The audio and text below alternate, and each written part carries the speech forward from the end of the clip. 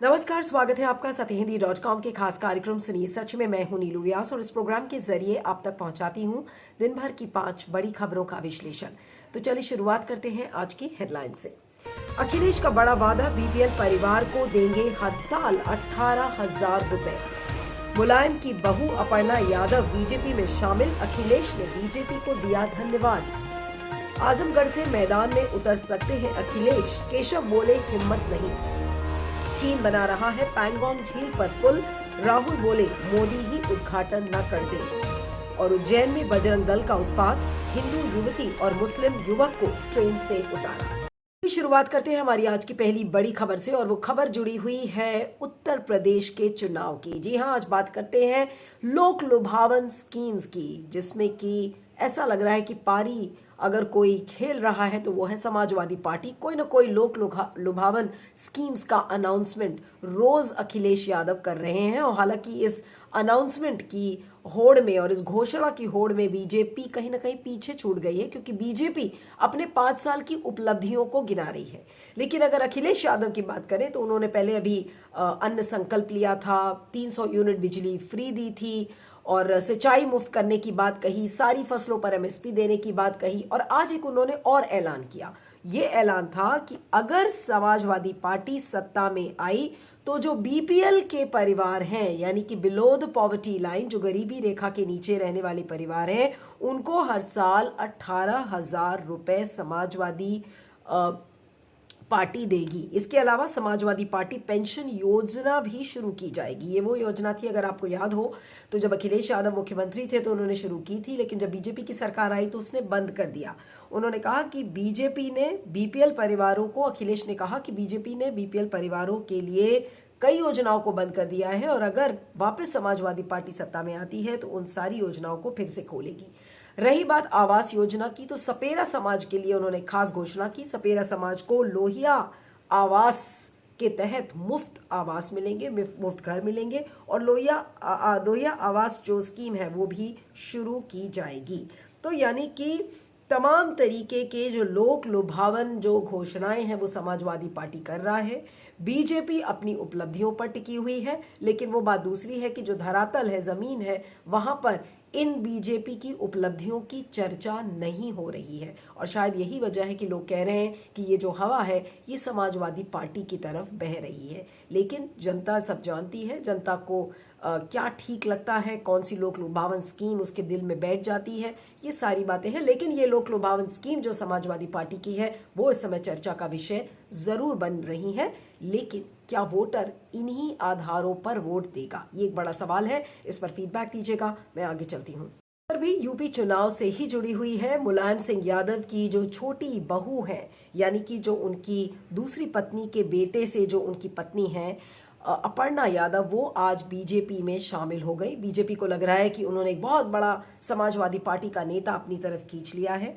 और अपर्णा यादव ने जब बीजेपी में शामिल हुई, सुबह केशव प्रसाद मौर्य, स्वतंत्र देव सिंह, तमाम नेता उनके साथ मौजूद थे और उन्होंने अपने शुरुआती बयानों में यही कहा कि मुलायम सिंह यादव की पुत्र वधू आज बीजेपी में शामिल हो रही हैं। यानी कि उनकी जो अचीवमेंट है वो यही है कि देखिए, मुलायम सिंह यादव की जो बहू है, यानी कि उनके परिवार का एक सदस्य, उसको हमने खींच लिया है। बीजेपी इसे बहुत बड़ी उपलब्धि बता रही है।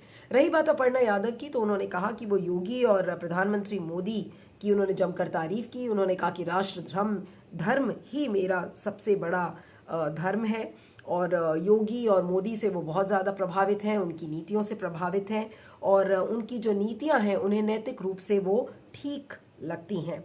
फिर किसी रिपोर्टर ने उन्हें ये भी पूछा कि क्या सपा इस राष्ट्र धर्म को नहीं निभाता, तो उन्होंने कहा कि मैं परिवार से विमुख होकर कोई बात नहीं करना चाहती हूँ, लेकिन ये बात कहना चाहती हूँ कि इस बार बीजेपी की सरकार यूपी में बनेगी। वैसे अगर आप देखें तो अपर्णा यादव कोई बहुत बड़ी नेता नहीं है जिनके आधार पर बहुत सारा वोट डाला जाएगा।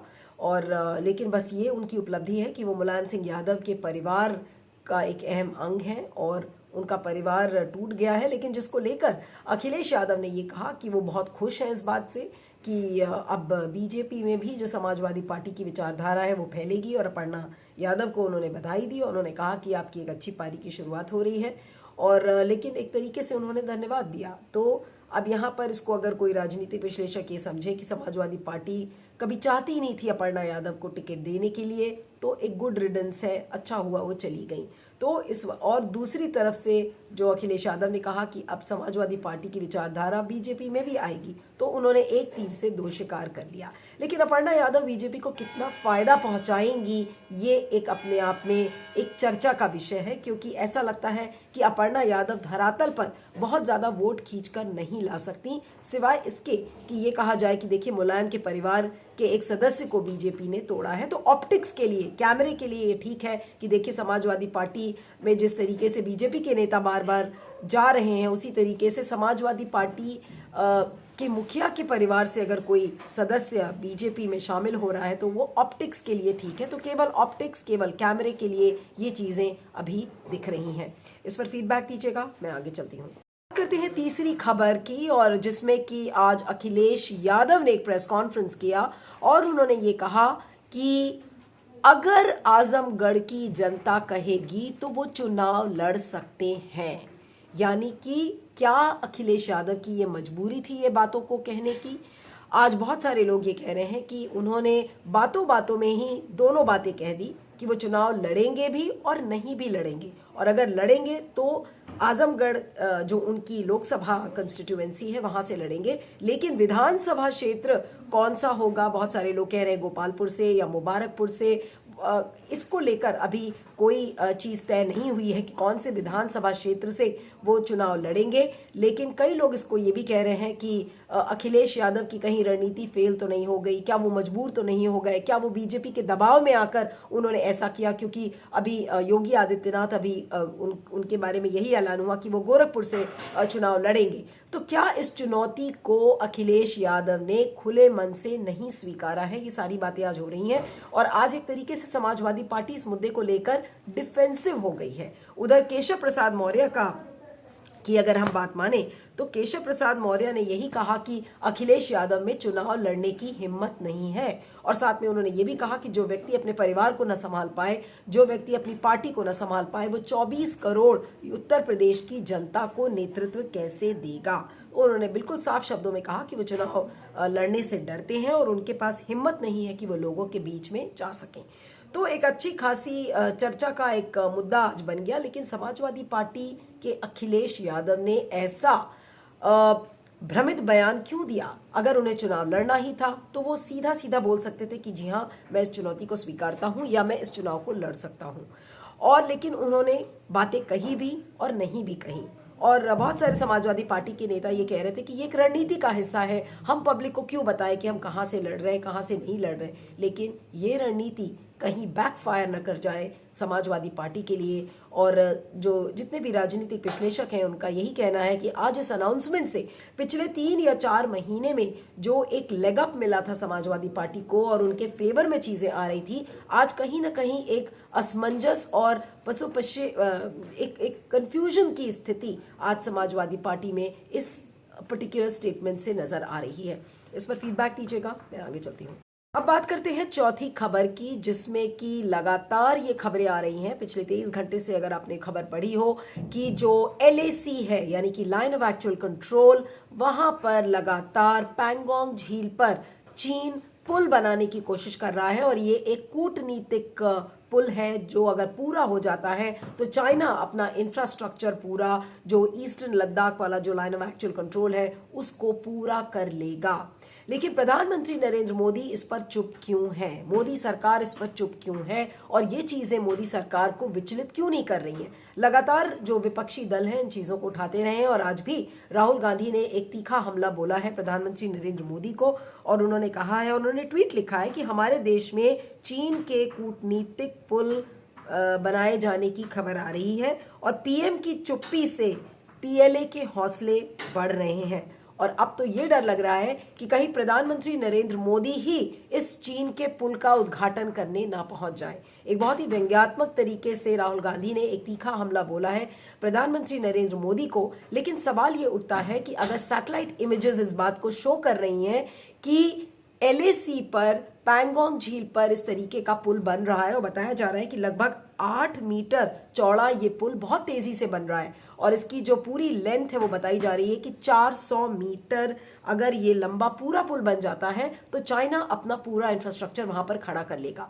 अगर आज हमें ये चीजें विचलित कर रही हैं तो क्या मोदी जी को नहीं विचलित कर रही हैं? क्या मोदी जी इस चीज से परेशान नहीं हो रहे हैं कि अगर ये पुल बन जाएगा तो चाइना हमारे ऊपर कभी भी हमला कर सकता है?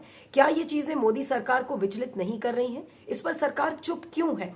ये एक बड़ा सवाल सबके सामने है। तमाम विश्लेषक बोल चुके हैं, पत्रकार लगातार इस इशू को उठाते रहे हैं, विपक्षी दल इस पर बोलते रहे हैं और राहुल गांधी बार बार एक बहुत ही तीखा हमला उन्होंने हमेशा से किया है चाइना की नीति को लेकर, लेकिन प्रधानमंत्री नरेंद्र मोदी बिल्कुल चुप है। आखिर इस चुप्पी का कारण क्या है? इस पर फीडबैक दीजिएगा, मैं आगे चलती हूँ।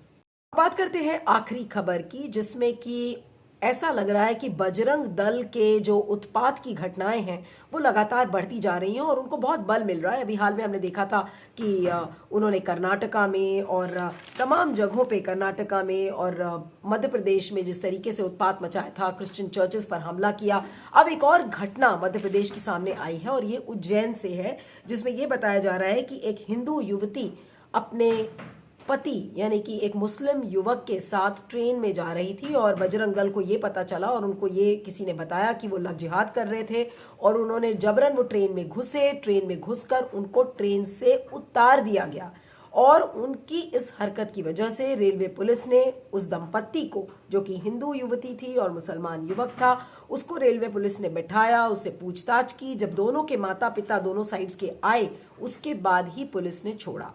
अब एक वीडियो भी सामने आया है और उस वीडियो में अभी तक उसमें ये देखा जा सकता है कि जो युवती है वो ये कह रही है कि भाई मैं बालिग हूँ, मैं एक टीचर हूँ, पढ़ाती हूँ और आपकी इस घटना से मेरा जीवन बर्बाद हो जाएगा। तो ये जो वीडियो है वो सामने आया है और अभी तक बजरंग दल के खिलाफ कोई एक्शन नहीं लिया गया है। पुलिस का ये कहना है कि उनके पास अभी किसी ने शिकायत नहीं दर्ज करी है, इसलिए बजरंग दल के खिलाफ कोई मुकदमा अभी तक दर्ज नहीं हुआ है। लेकिन आप ये देख सकते हैं कि किस तरीके से बजरंग दल जैसे आउटफिट्स, उनको कितना बल मिल रहा है और उन्होंने कितना पूरे देश में उत्पात मचा कर रखा है। और इनको पॉलिटिकल लेजिटिमेसी देने वाले कौन लोग हैं? सत्ता में बैठने वाले लोग, सत्ताधारी जो दल हैं वो बजरंग दल को लेजिटिमेसी देते हैं और उनके किसी भी ऐसे काम को रोका नहीं जाता, ना उनके खिलाफ गिरफ्तारी होती है, ना उनके खिलाफ मुकदमा दर्ज होता है, क्योंकि उन्हें ये पता है कि उन्हें संरक्षण मिला हुआ है सरकार की ओर से। क्यों? क्योंकि अगर लव जिहाद है तो जाहिर सी बात है कि लव जिहाद का जो एजेंडा है वो हिंदू राष्ट्र को पूरा करता है। ये RSS का एजेंडा है, मोदी सरकार का एजेंडा है और जब तक आप सरकार का एजेंडा पूरा कर रहे हैं तो आपकी गिरफ्तारी तो होगी नहीं। तो धर्म के नाम पर और समाज को बांटने के नाम पर ऐसे जो उपद्रवी तत्व हैं वो कितने एक्टिव हैं आज के समाज में, किसी को भी निशाने पर ले सकते हैं। और चाहे वो मुसलमान महिलाएं हों, चाहे इंटर रिलीजियस जो कपल्स हैं उनकी हम बात करें, इस तरीके का उत्पात बजरंग दल ने मचा रखा है, लेकिन उनसे सवाल नहीं पूछा जाता। क्यों? क्योंकि उन्हें सत्ता का आशीर्वाद प्राप्त है। इस पर फीडबैक दीजिएगा। सुनिए सच की 5 बड़ी खबरों में इतना ही। आप मुझे ट्विटर पर फॉलो कर सकते हैं, मेरा ट्विटर हैंडल है @neelu317। आप देखते रहिएगा सुनिए सच और बने रहिएगा सत्य हिंदी पर। Thank you so much. सत्य हिंदी का ऐप डाउनलोड करें गूगल प्ले स्टोर पर।